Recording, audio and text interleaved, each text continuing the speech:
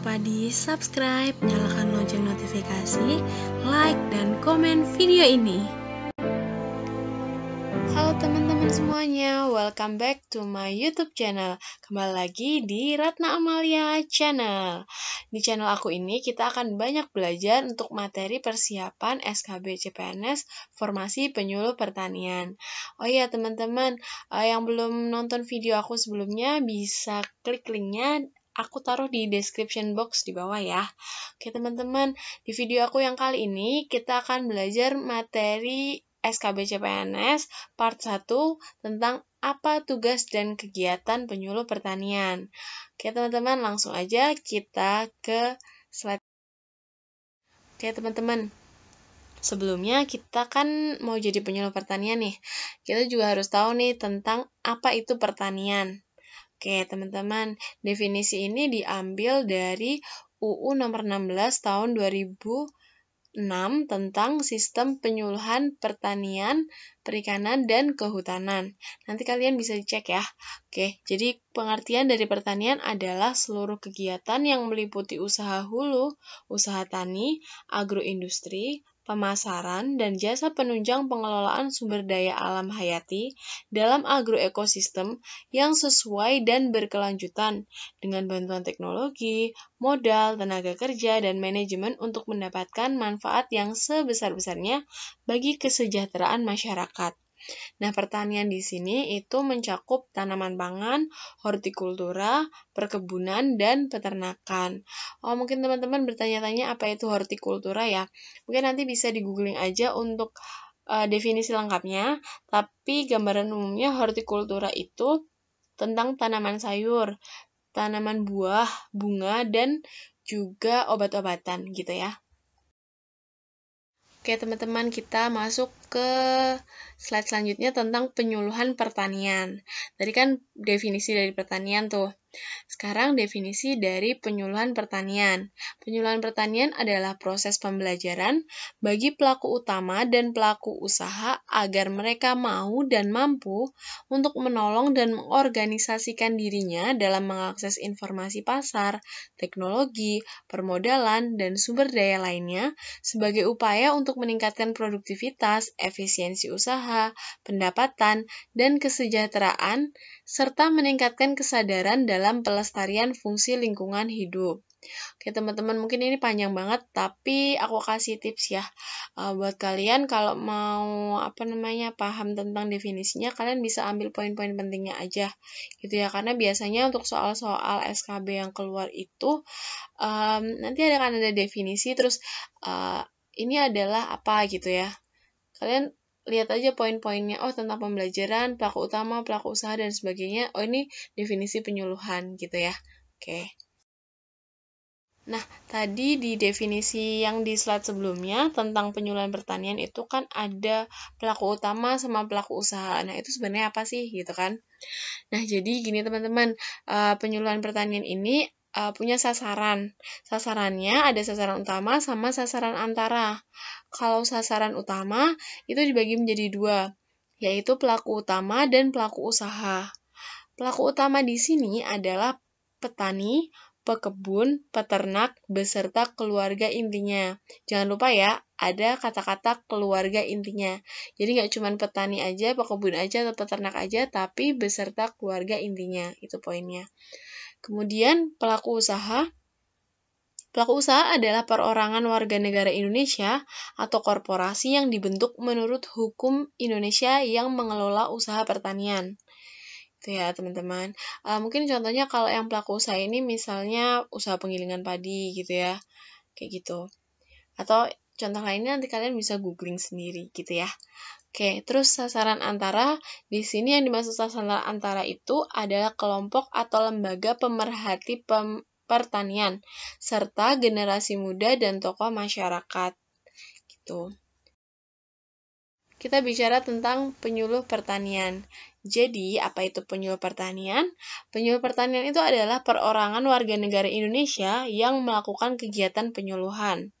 Nah, penyuluh pertanian itu dibagi menjadi 3. Ada yang PNS, ada yang swasta, dan ada yang swadaya. Oke, kita lihat satu-satu ya. Untuk yang PNS, itu adalah pegawai negeri sipil yang diberi tugas dan tanggung jawab, wewenang dan hak secara penuh oleh pejabat yang berwenang pada satuan organisasi lingkup pertanian untuk melakukan kegiatan penyuluhan. Cukup jelas ya, kita daftar di SKB CPNS untuk jadi penyuluh pertanian PNS. Gitu ya teman-teman. Oke, selanjutnya penyuluh pertanian swasta adalah penyuluh yang berasal dari dunia usaha dan atau lembaga yang mempunyai kompetensi di bidang penyuluhan. Oke, jadi dari lembaga swasta ya. Kemudian yang swadaya itu adalah pelaku utama yang berhasil dalam usahanya dan warga masyarakat lainnya dengan kesadaran dirinya mau dan mampu untuk menjadi penyuluh. Yang swadaya ini biasanya dari petani langsung yang dia biasanya udah menerapkan inovasi apa di usaha taninya terus berhasil, terus dia share informasi atau sharing ilmu kepada teman-teman yang lainnya dalam satu kelompok tani misalnya, seperti itu. Oke, di sini kita bicara soal penyuluh pertanian PNS ya, karena kita semua pengen jadi PNS nih. Gitu. Oke, penyuluh pertanian di sini adalah jabatan fungsional yang memiliki ruang lingkup tugas, tanggung jawab, dan wewenang penyuluhan pertanian yang diduduki oleh pegawai negeri sipil yang diberi hak serta kewajiban secara penuh oleh pejabat yang berwenang. Tuh. Nah, ada poin-poin yang perlu kita pahami dari definisi di atas gitu ya. Jadi penyuluh pertanian itu adalah jabatan fungsional gitu. Terus jabatan fungsional penyuluh pertanian itu termasuk dalam rumpun ilmu hayat. Kemudian penyuluh pertanian berkedudukan sebagai pelaksana teknis fungsional pada unit organisasi lingkup penyuluhan pertanian pada instansi pemerintah. Jadi penyuluh pertanian ini ada di pusat, ada di provinsi, di kabupaten kota, maupun sampai kecamatan gitu ya. Jadi di setiap tingkat administrasi pemerintah. Terus, instansi pembina jabatan fungsional penyuluh pertanian adalah Departemen Pertanian. Seperti yang di video aku sebelumnya, jadi yang bikin soal untuk SKB itu adalah instansi pembina jabatan fungsional. Dan di kita adalah Departemen Pertanian atau Kementerian Pertanian. Itu. Kita masuk ke tugas pokok penyuluh pertanian. Jadi tugas pokok penyuluh pertanian adalah melakukan kegiatan persiapan penyuluhan, pelaksanaan penyuluhan, evaluasi dan pelaporan, serta pengembangan penyuluhan pertanian. Terkait peran penyuluh. Nah, di sini sebenarnya peran penyuluh itu banyak. Nanti kalian bisa searching lagi lebih banyak tentang peran penyuluh, tapi ini aku ambil yang 8 utama gitu ya. Oke, yang pertama sebagai advisor atau penasehat. Jadi, penyuluh itu diharapkan mampu untuk memberikan alternatif solusi untuk pemecahan masalah dari para petani gitu. Kemudian yang kedua adalah peran penyuluh sebagai fasilitator. Di sini adalah penyuluh diharapkan bisa memberikan akses, kemudahan, sumber informasi, sumber ilmu teknologi gitu ya. Dan juga memfasilitasi untuk petani dengan pemerintah gitu. Kemudian yang ketiga, peran penyuluh sebagai inisiator itu senantiasa memberikan ide-ide baru untuk pengembangan usaha tani mereka. Kemudian nomor 4, sebagai motivator. Jadi penyuluh itu berperan sebagai motivator yang mampu untuk mendorong agar petani itu tahu, mau, dan mampu untuk memberdayakan dirinya mereka untuk bisa mengembangkan usaha taninya gitu. Kemudian sebagai teknisi, mengetahui teknis-teknis pertanian yang baik, ilmu pertanian yang baik dan benar gitu. Kemudian sebagai organisator atau penggerak organisasi, jadi penyuluh ini akan mendorong untuk pertumbuhan, untuk perkembangan dari lembaga pertanian gitu. Kemudian sebagai analis masalah, jadi bisa mengidentifikasi, bisa menganalisis masalah-masalah yang ada di lingkungan pertanian para petani. Kemudian sebagai agen pembaharu yang memberikan perubahan, memberikan pembaharuan ilmu teknologi kepada para petani. ini tentang penyuluh pertanian ya. Ini juga lumayan banyak sih soal tentang ini, tentang penyuluh pertanian ahli dan terampil. Kalau kita lihat dari definisinya, ini menurut Permenpan nomor 2 tahun 2008, itu kita bisa lihat tentang penyuluh pertanian ahli adalah jabatan fungsional yang dalam pelaksanaan pekerjaannya didasarkan atas disiplin ilmu pengetahuan, metodologi, dan teknik analisis tertentu. Mungkin yang paling bawah tentang disiplin ilmu, metodologi, dan teknik analisis tertentu itu bisa kalian garis bawahi, karena itu yang menunjukkan perbedaan dengan satunya lagi, penyuluh pertanian terampil. Karena penyuluh pertanian terampil adalah pejabat fungsional yang dalam pelaksanaan pekerjaannya menggunakan prosedur dan teknik kerja tertentu. Jadi yang perlu digarisbawahi dari penyuluh pertanian terampil itu adalah prosedur dan teknik kerja tertentu. Gitu ya. Oke. Dan mungkin kalian juga bisa baca juga di Permentan nomor 72 tahun 2011 tentang jabatan fungsional penyuluh pertanian. Di situ ada juga kualifikasi tentang penyuluh pertanian ahli, penyuluh pertanian terampil, itu ada minimal pendidikannya gitu. Biasanya kalau yang ahli itu S1 atau D4 gitu, minimal itu. Kalau yang terampil itu mulainya dari jenjang pendidikan di bawahnya. Nah, ini untuk jenjang jabatan ya, teman-teman. Jadi, ini jenjang jabatan penyuluh pertanian terampil. Dari yang paling rendah, ada pelaksana pemula, kemudian yang selanjutnya pelaksana, kemudian selanjutnya pelaksana lanjutan, kemudian penyelia. Oh ya, dari masing-masing jenjang jabatan ini ada juga jenjang pangkatnya. Nanti kalian bisa dicek di Permenpan tersebut. Kemudian itu nanti misalnya nih yang penyelia itu nanti dari golongan 3 atau penata gitu. Itu contohnya, nanti bisa dicek ya untuk jenjang pangkatnya dari masing-masing jenjang jabatan tersebut.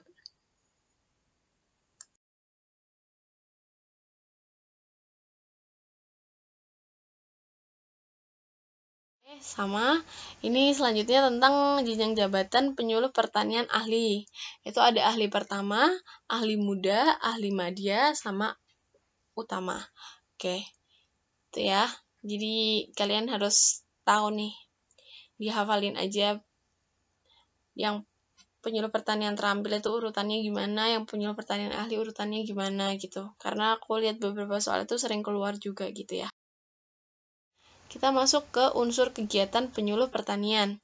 Jadi unsur kegiatannya ada pendidikan, persiapan penyuluhan, pelaksanaan penyuluhan, evaluasi dan pelaporan, pengembangan penyuluhan, pengembangan profesi, dan penunjang tugas penyuluh pertanian.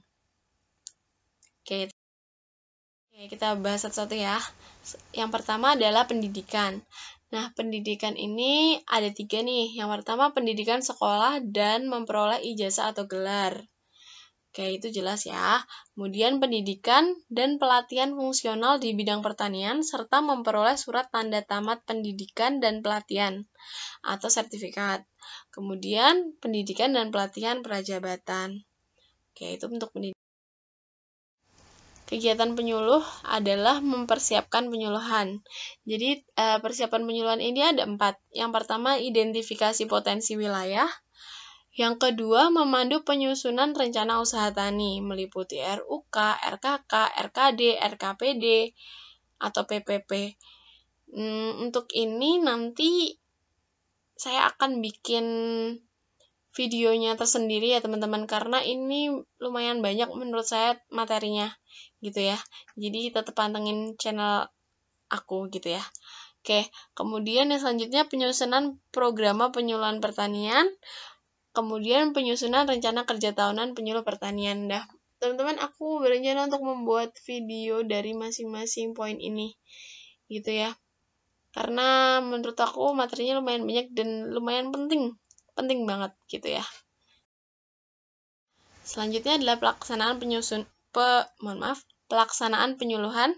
Yang pertama ada penyusunan materi, yang kedua perencanaan penerapan metode penyuluhan pertanian, yang ketiga menumbuh atau kembangkan kelembagaan petani. Nah, untuk yang ini, yang metode penyuluhan pertanian ini juga banyak materinya, nanti akan aku buatkan video tersendiri, jadi tunggu aja ya. Dan untuk kelembagaan petani juga ada nanti. Oke. Selanjutnya evaluasi dan pelaporan, yaitu evaluasi pelaksanaan penyuluhan dan evaluasi dampak pelaksanaan penyuluhan pertanian. Pengembangan penyuluhan. Yang pertama penyusunan pedoman, juklak, juknis penyuluhan pertanian. Juklak itu petunjuk pelaksanaan, kalau juknis itu petunjuk teknis ya. Mungkin ada yang belum tahu singkatannya.